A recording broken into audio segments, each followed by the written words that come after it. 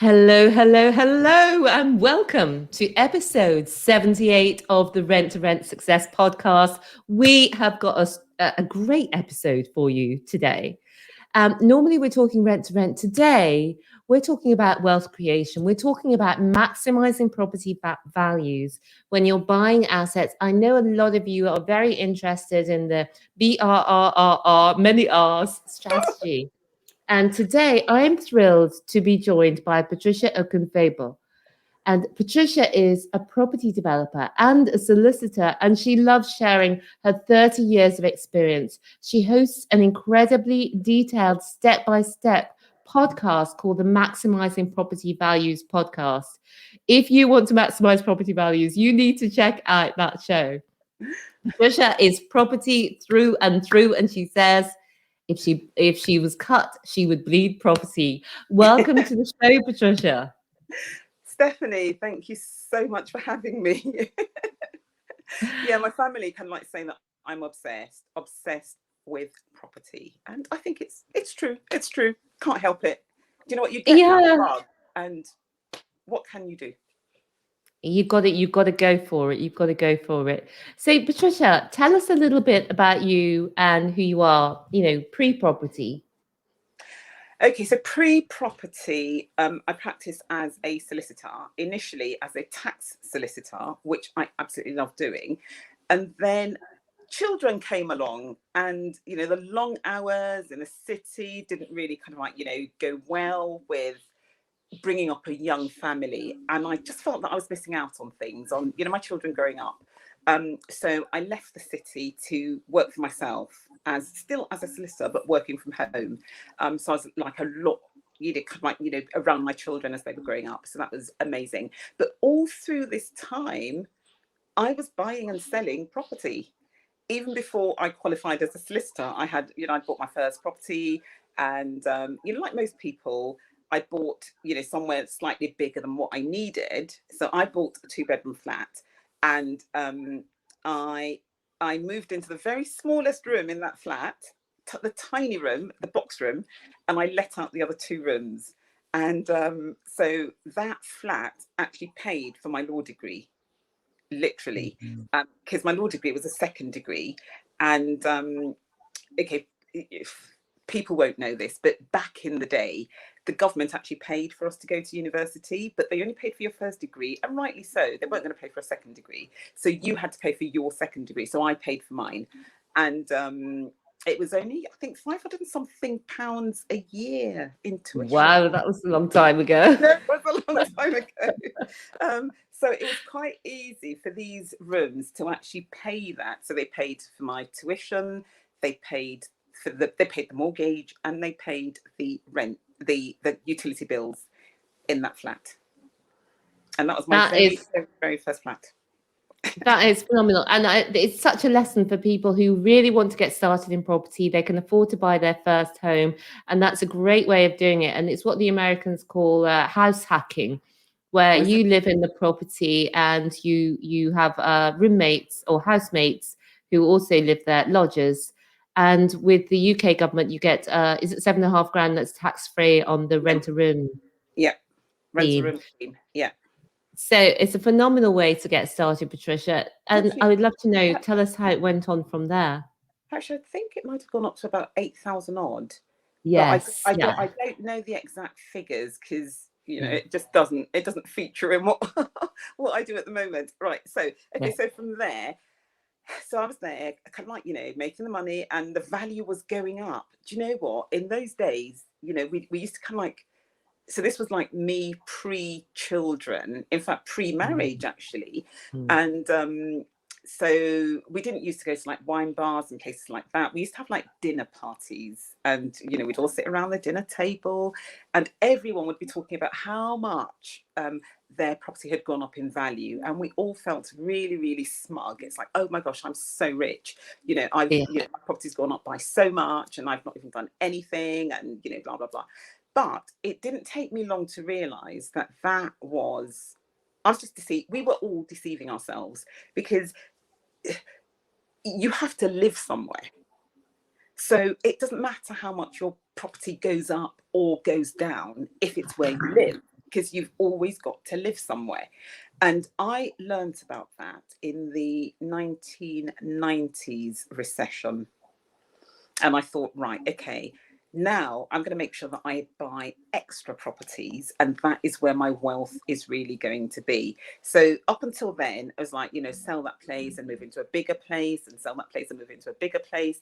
But come the 1990s recession, I thought, no, I need to have extra ones, because they're the ones that you can sell for money. If you need money, you can't sell where you live. If you need money, you just kind of like tough it through.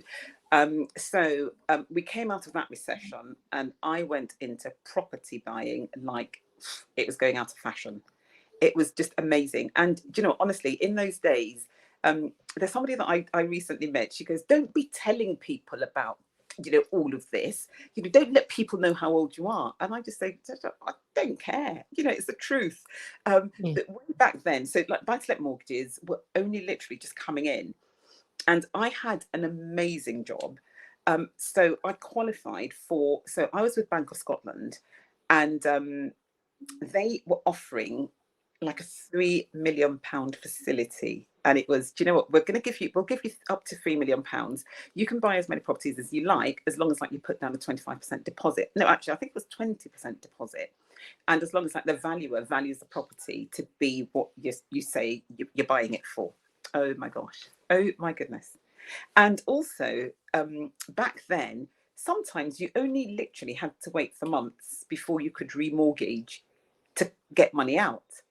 And they didn't send a valuer to go and remortgage. No, you literally filled in a form, and the money would be put into your account within 24 hours.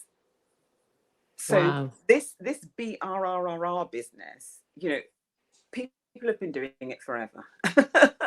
It's not a new thing at all. No. So that really was kind of like, how I started with like, single buy to lets. And then round about, I think it was about 98, I decided that I was going to go into HMOs, because there'd be more rent from doing that. So my first HMO was a bit of a nightmare. And I thought, I don't really like this. So I'll give you an example. So I had storage heaters in the rooms, and one of my tenants put a candle pillar onto this storage heater. I know. For what And reason? And so there was a fire, but it wasn't that. And also, you see, back then, when you did an HMO, you were allowed to connect your fire detection system to the local fire station. So they knew about this fire before anybody else, and they turned up and they put it out. So there was hardly any damage to the house. So that was good. But then I thought, do you know what? This is quite risky, actually. So I decided that I didn't want that. So got rid of that property, and then decided that I was going to go into conversions. So did that for a while. So all the while I was still practicing. And builders were literally taking me to the cleaners. But because like property prices were rising so quickly and so much, it didn't, I wasn't too fussed about it. And then, so fast forward to 2015, my younger son went off to uni, and I thought, oh my gosh, now I've got my life back. So he was a high performing athlete. And so in the morning, we'd wake up about like 4 o'clock, leave the house at 4:30 to get him to the swimming pool for 5 o'clock training. And then I'd wait around and take him from there to school. And then after school, I'd go and get him and take him to another pool for afternoon training. And I literally did not have a life. Anyway, he went off to uni, he went to America. And I thought, now is my time. Now is my time. I've done everything, for my children that I wanted to do. Nobody asked me to do it. I wanted to do it for them. And I wanted to do it for me as well. I wanted, like I said, I gave up my job in the city to be at home so that I could be with them when they were growing up. And I suddenly thought, now is my time. My time. And what do I really want to do with my time? I want to be in property full time. So since 2015, I've been in property full time, and I am loving it. loving it even more than I did. And yeah, like I say, I'm sure if you cut me, I would bleed property. Well, I just want to encourage people to go over to your Instagram at Property Money Tree, and you'll be able to see some of the developments that Patricia's done. But what I'd love you to talk to us about now, Patricia, is you have Maximising Property Values, you've got your podcast, you actually have got some workshops. But what I'd love you to talk about is one of the top ways, or your top way, that you love to do for maximising property values. And that will work in this market that we're in now in 2021. Okay, great stuff. So do you know what? You see, with maximising property values, it's not about either BRRR or flips or assisted sales. It is about doing what is best for you with your property. And then it just opens up those options. So you can either BRRR it, you can get your money, you can move on, or you can flip it, you can get all of your money, you pay your capital gains tax, and then you move on, you do the next one. So for me, it's all in the design. It's all about design. So there are lots of obviously dated properties in the UK, and it's all about bringing them up to standard, making them contemporary, doing something that nobody else is doing something which is going to make their property literally stand out. And that's how I kind of that goes into the design side of maximising property values. And then it's making sure that the works are done properly, and that the plans, that because obviously to know if it's going to work, you work out your sums before you actually go and buy. And doing all of these things, the design work and the works and stuff, just guarantees you that your initial plans are actually going to come through for you. So let me give you an example of one that I've just recently done, and it's very, very simple. So anyone can do it if they've got the money to do it, I guess. So bought a flat in SE13 for £200,000. So it's 200. It was in an auction and it didn't sell. So made an offer to the auctioneer after the auction had concluded, and they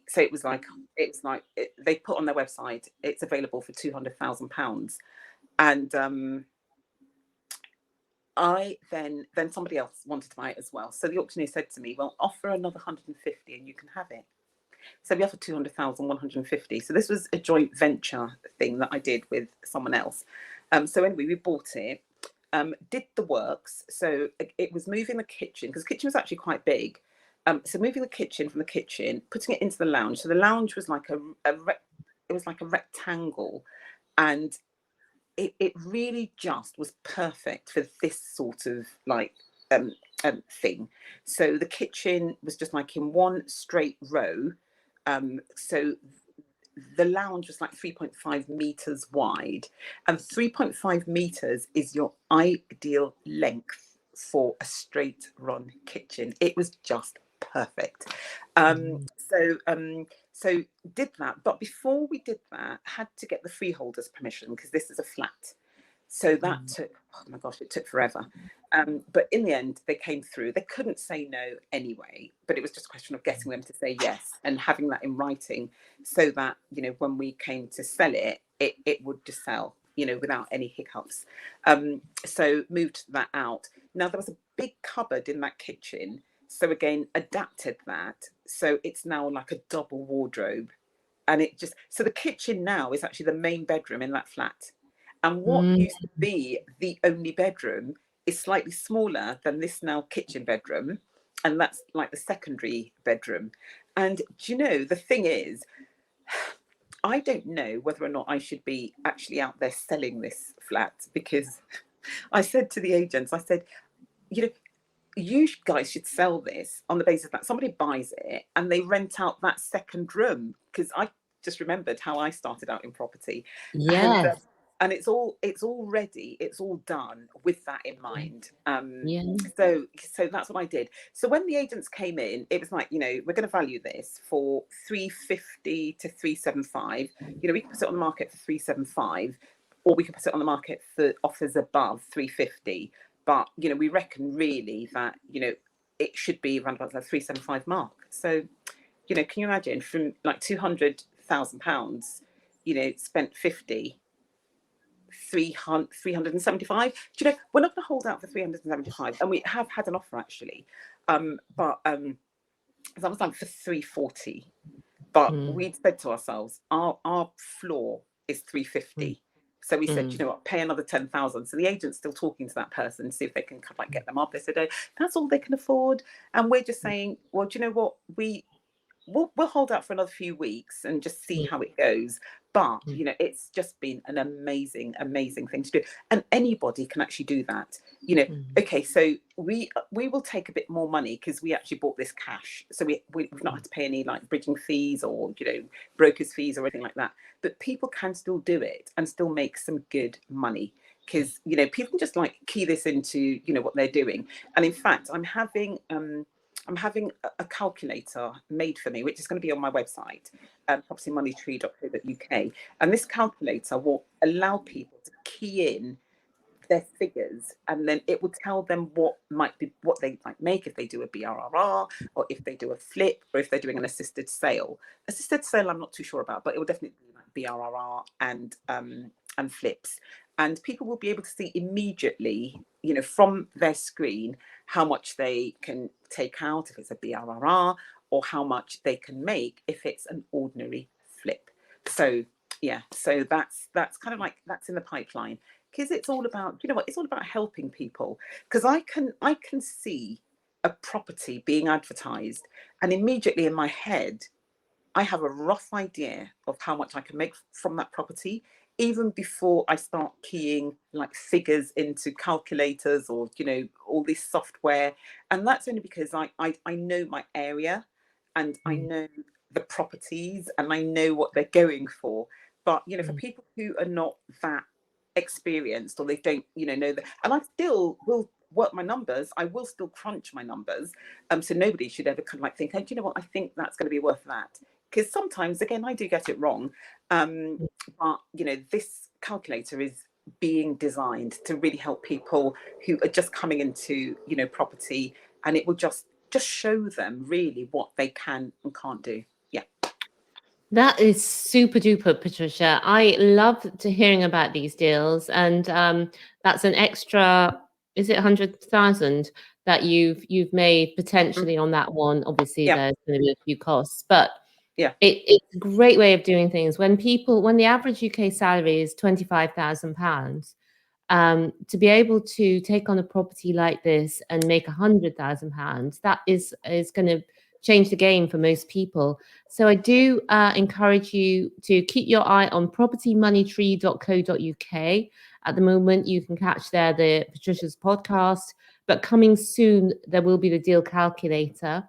And also, I know that you get asked all the time, because people want to know how to do this. And although you say anyone can do it, I beg to differ, because you are taking for granted all the years of experience that you have over 30 years, where you know what works, what doesn't work, the questions to ask, the planning permissions, all of those things that the beginner person doesn't know.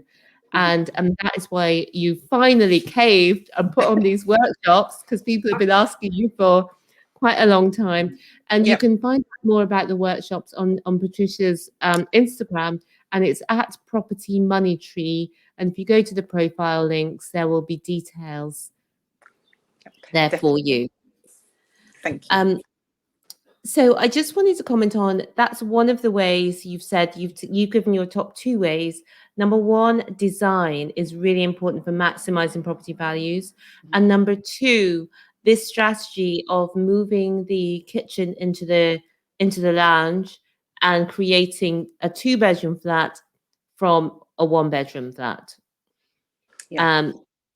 Phenomenal. Is what I would like you either to give me another one, or talk about the top mistakes that you see people making when they're trying to maximize the property values. Okay, so let me give another one. So this was a studio flat, absolutely wonderful location, beautiful, gorgeous. So that was on the market actually for £340,000, and I knew immediately how much value it had in it, crunched my numbers, and they absolutely supported me. So I offered, so quite a number of people were interested in this flat because obviously it was like, quite nice. And so I offered an extra £10,000 on the asking price, and I got it for £350,000.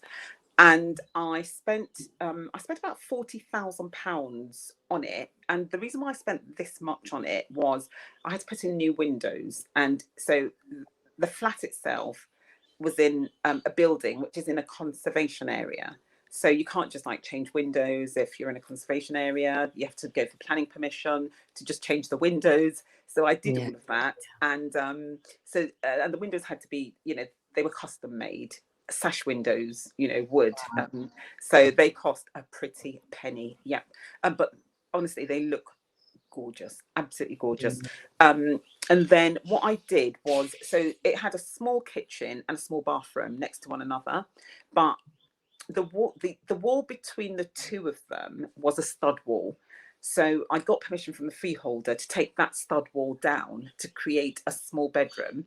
And then I created a bathroom in the middle of the flat, and then put a kitchen in the lounge, and that just made it into a small one-bedroom flat. So and this was actually a BRRR. So the first example that I gave, that one's a flip, and that's on the market for sale at the moment. But this one was actually a BRRR, and so it was valued at £525,000. And I was able to get all of my money out of there. And this was just, so when was this? This was in 2019. So these are all very recent examples. These are not, the kind of like, the lucky situations that, people my era have had, so we bought really low and, time's been very good to us with our properties. These are things that I'm doing right now, and that, people who are just starting out are going to be doing as well. So yeah, that is it's great that you've got these strategies in your pocket. It is things that people can do now. Also, you're investing in London, and I noticed you said there that one was a joint venture.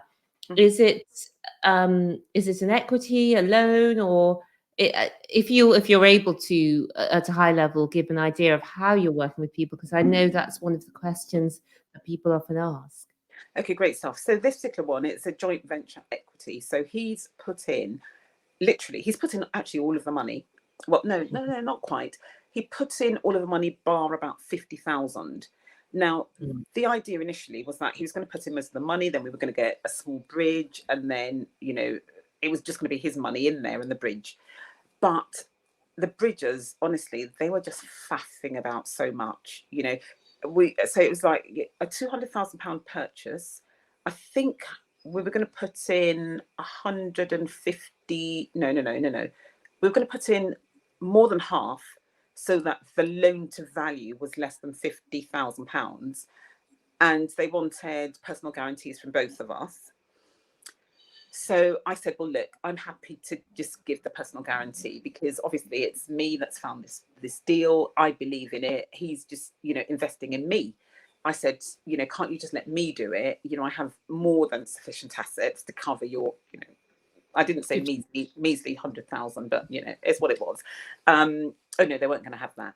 So then my partner said, okay, how about I give a personal guarantee as well, but limit it to, what you think your losses might be. And again, they weren't going to have that.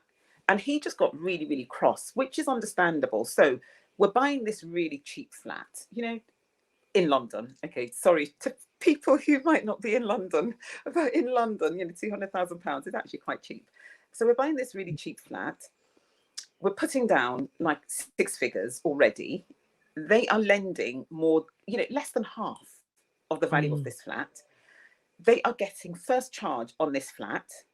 They are getting a personal guarantee from me with, I have a lot of assets. They weren't happy with that. They're going to get a personal guarantee from him as well. which he said, I'll give it, but, limit it to maybe 4 times, 5 times what you're lending us, but I can't give you an open-ended personal guarantee. Now, those of us who are in property, we are so used to just finding these personal guarantees. And, it took him looking at it through his eyes that made me kind of like think, do you know what, they do really kind of like, they do take the mick a bit. Anyway, so he then said, you know what, let's not do this. Let's just buy it for cash. So I think he ended up he put in, I think, all of the money that we used for the purchase. So he put in about 200,000. I paid the stamp duty and the legal fees, and I've paid for the works. And that's just really because, we both agreed that we'd do it for cash, and he didn't have, enough to cover everything completely. And I said, look, it's not a problem. I've got some money anyway. I'll just, do the rest. And our JV agreement, just sets out how we're going to divvy up the proceeds of that sale. But normally, so I'm talking to another guy at the moment. And so again, he says, I want to invest with you, Patricia. He was actually introduced to me through somebody else. And I trust this person who's done the introduction, because normally I'm not too keen to work with people that I don't know. So he's kind of like saying, oh, are we going to put the monies in 50-50? And I said, well, actually, no, because if we're going to do it 50-50, I wouldn't actually be working with you, because it'll be cheaper for me to just go and get a bridge than for me to be sharing profits with you, on a 50-50 basis. Otherwise, I'm literally just working for you, which I don't, but anyway, so I said no. This is how it works, and he's still keen to do it. So his money's in the bank. He's got about £250,000 in the bank, and last year he earned, I think, just about £18 on that money. Wow, that is, when you break it down like that, because when you say 0. whatever percent, it doesn't ring the same. But if you think £250,000, £18 in interest, and if he'd bought that flat with you, he could have spent his 250 and within a year get 100k back. Well, half of it, so that would have been like 50, around about like 50 for him. But where else could you go from £18 to £50,000? And plus, he's obviously still got his 250. Exactly. There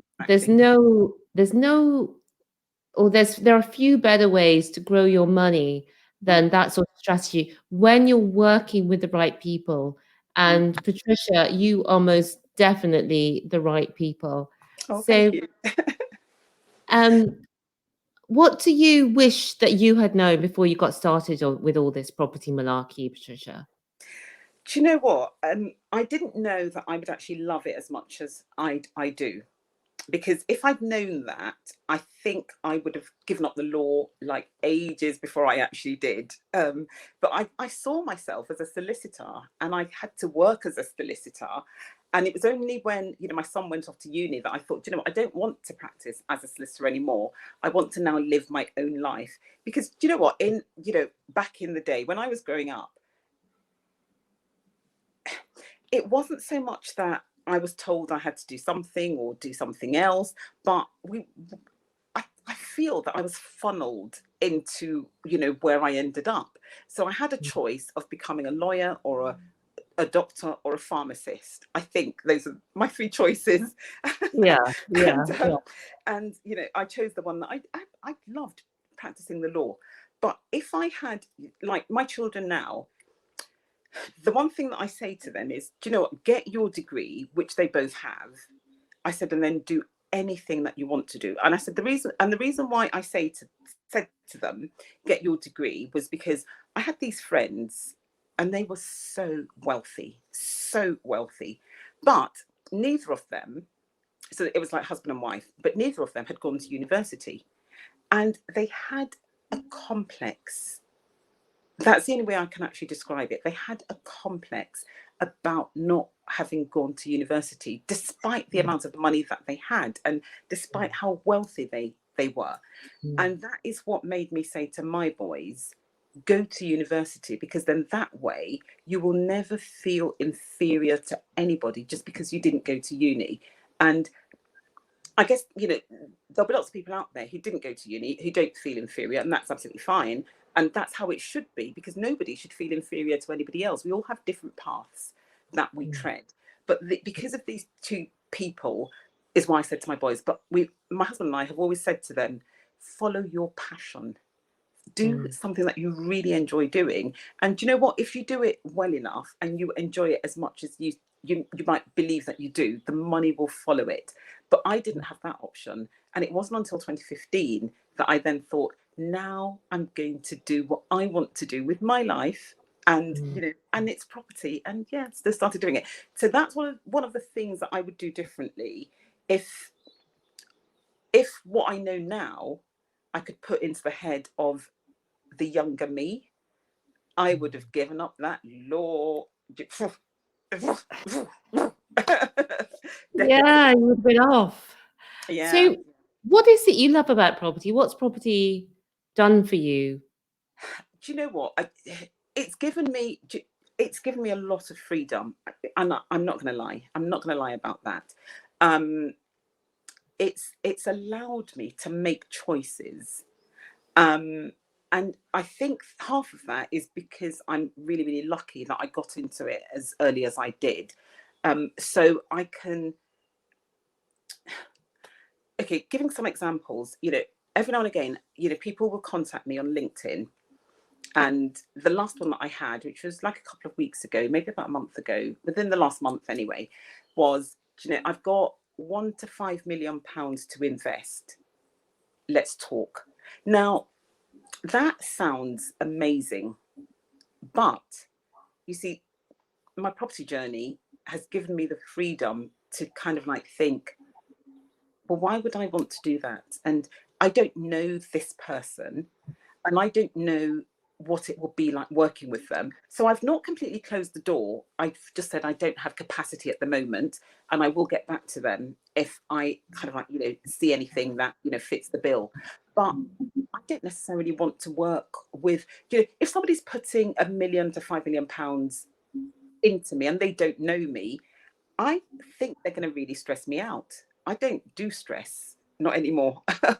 I just want to enjoy what I'm doing and be making money. Don't get me wrong. I want to make money. I'm in this business to make money, but I don't want stress. And so property has given me that freedom to say yes, to say no, and to kind of like choose my own path, really. And I love it. Yes, absolutely. It gives you the freedom to choose your own path. I think that's what we all want, because that's really what money is. It's the freedom to choose your own path. The money itself isn't, it's what it can buy for you. It can buy for you time. It can buy for you, as you said, choices. It can buy for you time with your family when they were younger. It did buy that for you. Yes, it did. And yeah, so it's been amazing having you on, Patricia. Is there anything that we haven't touched on today that I haven't asked you about that you'd like to share with our listeners before we close? Okay, I guess the only thing that I'd like to share is that people do, I'd like to urge people to be careful.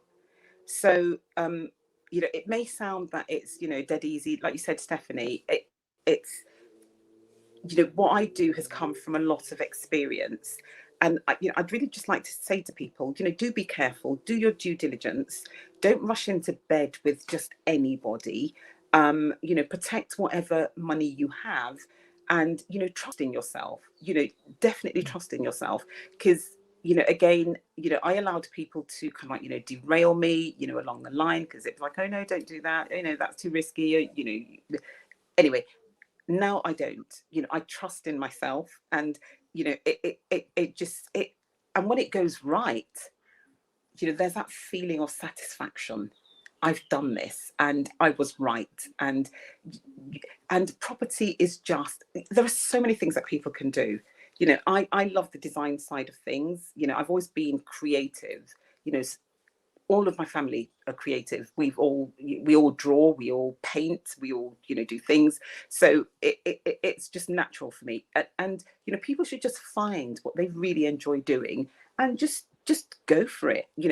People look down on interior designers, And, somebody once said to me, well, why would you want to do that? Because I enjoy doing it. Thank you very much. Just know yourself and be happy within yourself and do what gives you pleasure. That's what I'd say. Yes, absolutely. Thank you so much, Patricia. It's so true. Do what makes you happy, and property can be a route to help you buy the freedom, to have the time to be able to do what you really want to do in life rather than what your boss wants you to do. So I want to thank you, Patricia, for joining us today, for sharing the massive value, and also just to remind you about the Maximising Property Values podcast that Patricia hosts. That is an amazing value treasure trove of information that will guide you on many of the strategies that Patricia has talked about today, such as that strategy of moving the kitchen into the lounge and creating a 2-bed out of a 1-bed. But for now, thank you for joining us, and thank you for watching and for listening. Until next week, have a great rest of the week. And remember, believe bigger, be bolder, be a game changer. See you soon. Bye for now.